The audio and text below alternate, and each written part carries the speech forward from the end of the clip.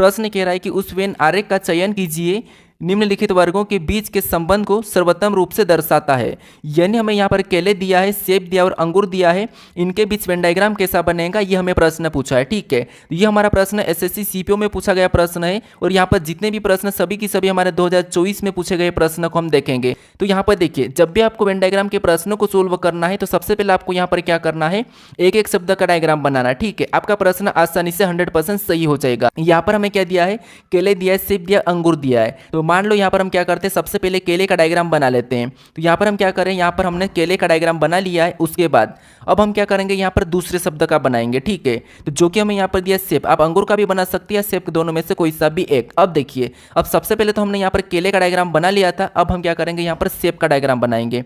लेकिन उससे पहले हम ये देखेंगे कि जो हमने यहाँ पर केले का डायग्राम बनाया है, क्या इनका सेब से कोई संबंध है या नहीं है। तो आप कहोगे यहाँ पर केला एक फल है और सेब भी एक फल है, लेकिन ये दोनों अलग अलग है, तो सेब का डायग्राम इससे अलग बनेगा, तो यहाँ पर सेब का डायग्राम केले से अलग बन जाएगा। ठीक है, उसके बाद अब हम क्या करेंगे, तीसरे शब्द का बनाएंगे जो कि हमें यहाँ पर दिया अंगूर। अब अंगूर का डायग्राम बनाने से पहले आपको यह देखना है कि जो हमने यहाँ पर केले और सेब का डायग्राम बनाया है, क्या इनका अंगूर से कोई संबंध है या नहीं है। तो आप कहोगे यहाँ पर अंगूर एक फल है, सेब भी फल है, केला भी फल है, लेकिन ये तीनों अलग अलग है। इसका मतलब ये है कि यहाँ पर जो अंगूर का डायग्राम है ये भी इनसे अलग बनेगा, तो इसका भी डायग्राम यहाँ पर दोनों से अलग बन जाएगा। ठीक है, अब हमने यहाँ पर तीनों का डायग्राम बना लिया और डायग्राम हमारा कैसा बना है, तो कुछ इस टाइप से बना है। तो ऑप्शन में देखिए, ऑप्शन नंबर हमें यहाँ पर बी में दिया है, तो ऑप्शन नंबर बी हमारा इस प्रश्न का सही जवाब हो जाएगा।